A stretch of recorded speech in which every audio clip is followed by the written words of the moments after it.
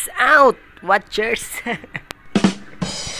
Mamaya magbibideo ko ng about sa Quezon, mga salita sa Quezon. Maliligo lang muna ako. Medyo pawisan na. Mamaya share ko sa inyo kung ano yung mga salitang Quezon na hindi nyo pa alam. Since taga Quezon ako. I-share ko sa inyo yung mga salita na sa amin lang nababanggit na part ng Quezon. So, game. Ligo muna ako. Nandito ka sa buti.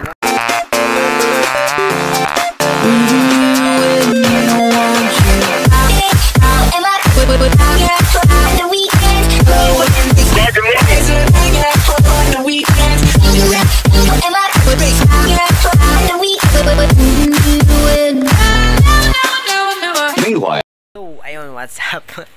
Nakaligo na nga ako. Pogi na ulit. Sige. Set up na lang natin yung camera. Ito ako na pag-video. Gawa ng umulan. Yeah, start na tayo. Yung mga salitang Quezon kasi na sa amin lang nabibigkas. Medyo may kahalintulan siya sa ibang mga salita sa ibang lugar. Pero sa palagay ko parang sa amin lang mga palibot lang ng Quezon, hanggang Batangas siguro, mga Laguna, ganyan, para-paras naririnig ko pa rin yung ibang salita na yun. Kaya share natin sa inyo. Una sa listahan natin, ano yan, nakamusdot. Alam nyo ba yung nakamusdot? Nakasimangot ganyan, no? Yeah. Nakamusdot. Yung nakamusdot. Lagi ka nakasimangot yan. Sa amin nakamusdot yan. Nakamusdot. Sunod natin. Natig-akan. Natig-akan. Alam niyo ba yung natig-akan? Yung nabulunan. Yan. Nabulunan. Natig-akan. Nabulunan. Sa amin ganun. Sa amin yan ganun. Nabulunan. Dandahan. Ingat ka.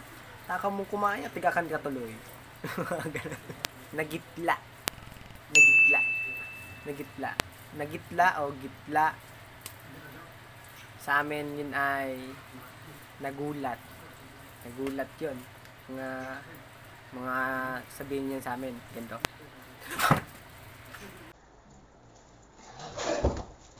Ginagawa mo!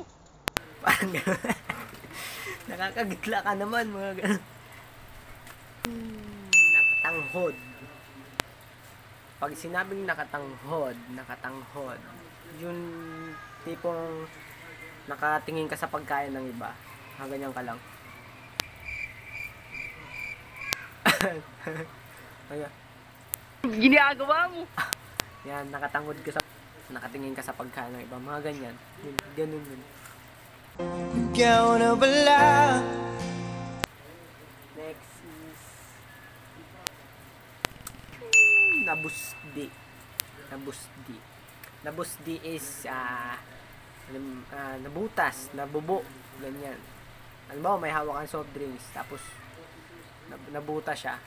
Ay, nabusdi. Sayang.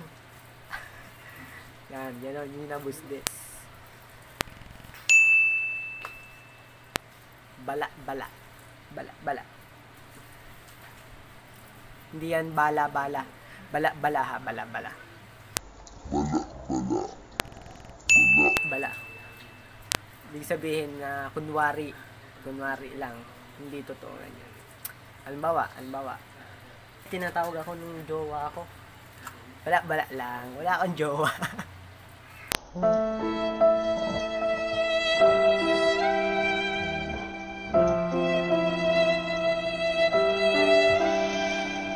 Next is sagmaw.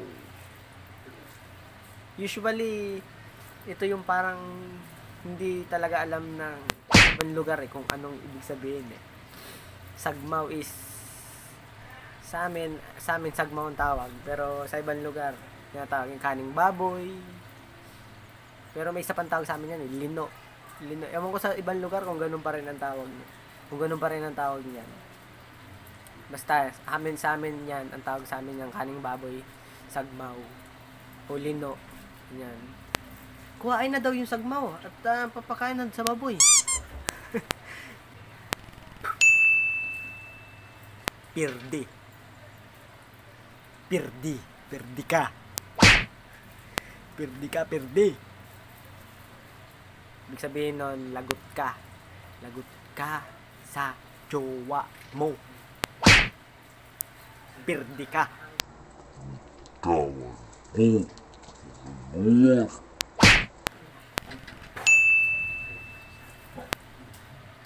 Pulasi. Pulasi.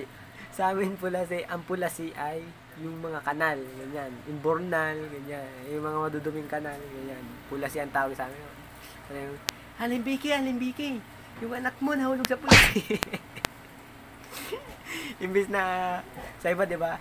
Sa iba, sasabihin yan, Alimbiki, yung anak nyo na yung ulog sa imbornal, nahulog sa kanal. Sa amin, nahulog sa Next is maghinaw. Maghinaw, hindi ko sure kung sa ibang lugar ganun din yung tawag sa mga sa syudad ganun, maghinaw, pero yung maghinaw sa amin maghugas. Usually sa maghugas,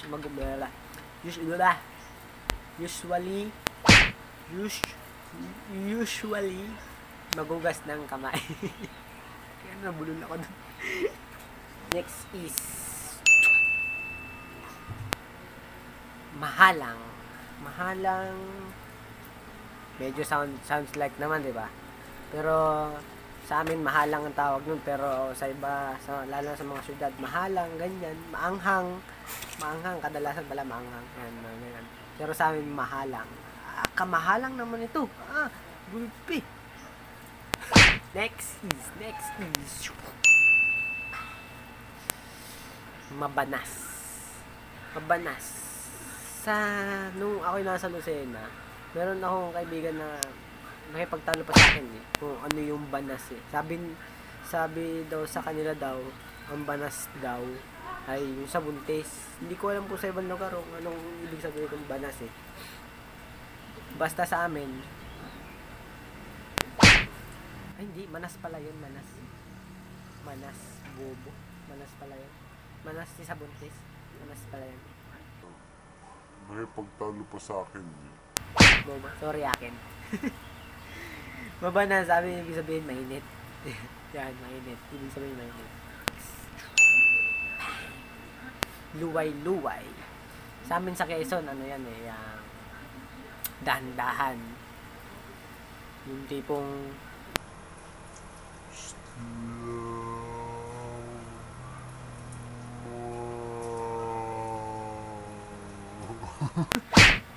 luway lang, dahan-dahan lang. Parang yung panliligaw ko sa kanya, luway lang. Para chill lang. Kunwari mo niligaw. Wala kang jowa. Is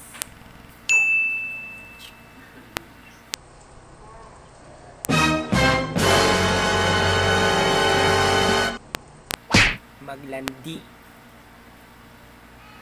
Hindi yun yung iniisip nyo Maglandi ha?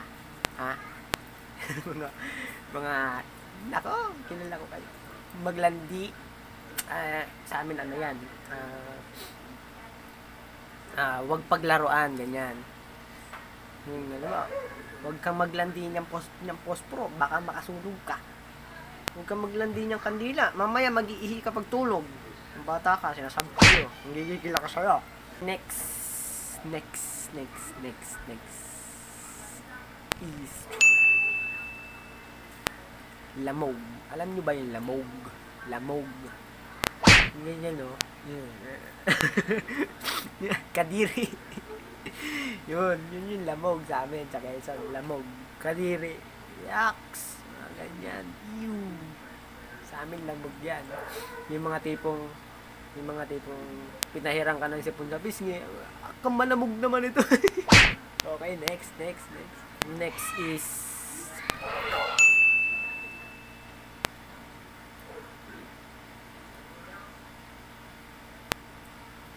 katipan, o sa Sa amin, Katipan tawag. Pero sa iba, jowa, girlfriend. Wala ako nun. Akala ko ikaw ay akin, totoo sa aking paningin. Next. Move on. Next is... Hasi. Sa amin sa Quezon, hasi tawag sa yung sa ibang lugar ang tawag diyan bigkas diyan hindi kasya ganyan. Sa amin hindi hasi o kaya pag hasi kasya, pag hindi hasi syempre hindi kasya. ganun bambok sa ilong to, walang yan. Next. Damusak. Sa amin, damusak ba talaga yun? Sa amin, damsak. Damsak eh. Alam ko damsak eh. Ba't ako Lanayin. Sa amin, damsak. Hindi pong pag nagkalat ka ng tubig sa sahig. Yan. Nagdamsak ka, ganyan. Nagkalat ka ng tubig sa sahig, ganyan. Yun yung damsak. Next.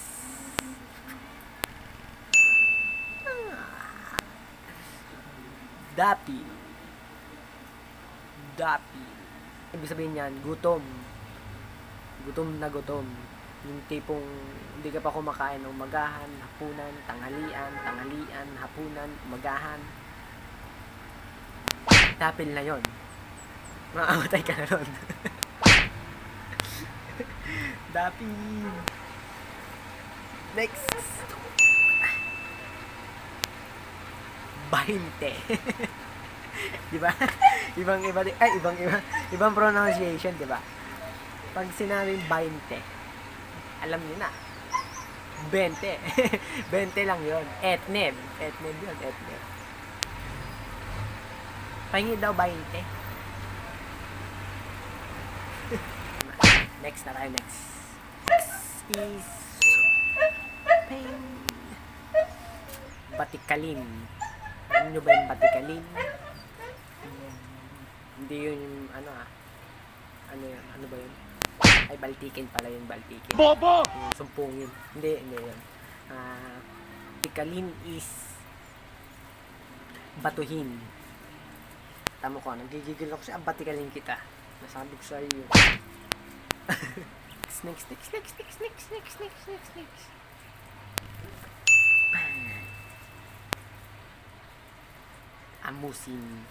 Amusin o yung madumi ang muka. Punasi daw ang sipon yung kapatid mo. Ka maamusin. Kalat na yung sipon sa muka, oh. Punasi. Yun ang amusin. Next. Ampiyas ay sa Quezon ay ang ampiyas ay ambon. Ambon, yung hindi ka tunay na anak. Ambon ka, ambon. Joke lang. Ampon yung ampon. So, mga watchers, yun lang yung mga napili kong salita sa Quezon na actually madami pa mga salitang Quezon na sa amin lang naririnig. Hindi ko lang alam sa ibang lugar kung ano din yung meaning. Pero may mga additional lang ako, yung mga additional na yung mga expression ganyan sa Quezon na sa amin lang din naririnig, tulad ng kawasa, ngani baya mandin.